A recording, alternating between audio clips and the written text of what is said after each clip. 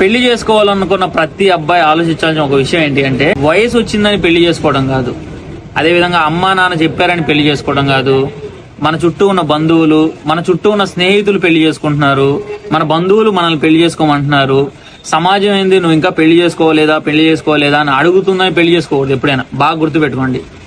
ఏ అమ్మాయినైతే నీకు చూసినప్పుడు ఈ అమ్మాయి నాకు లైఫ్ లాంగ్ నేను ఈ అమ్మాయి పక్కన ఉంటే బాగుంటుంది, ఆ అమ్మాయి నా లైఫ్లోకి వచ్చి మా ఇంట్లో ఉంటే చాలా బాగుంటుంది, ఈ అమ్మాయి ది బెస్ట్ నాకు ఫ్రెండ్ లాగా ఉంటుంది అని మీకు ఎప్పుడైతే ఏ అమ్మాయిని చూసి అనిపిస్తుందో ఆ అమ్మాయినే పెళ్లి చేసుకోవాలి.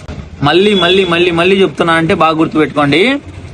ఏ అమ్మాయిని చూసినప్పుడు ఈ అమ్మాయి నాకు పర్ఫెక్ట్ లైఫ్ పార్ట్నర్, ఆ అమ్మాయిని చూసినప్పుడు నీకు స్మైల్ రావాలి. ఇంకోటి, ఆ అమ్మాయిని చూసినప్పుడు నీకు ఒక రకమైనటువంటి ఒక ఎగ్జైట్మెంట్ ఫీల్ రావాలి. అంటే ఏదైనా మనకు లైఫ్లో తెలియని ఒక కొత్త విషయాన్ని చూసినప్పుడు మనం ఎగ్జైట్ అవుతూ ఉంటాం. ఆ అమ్మాయిని చూసిన ప్రతిసారి నువ్వు అలా ఎగ్జైట్ అవ్వాలి.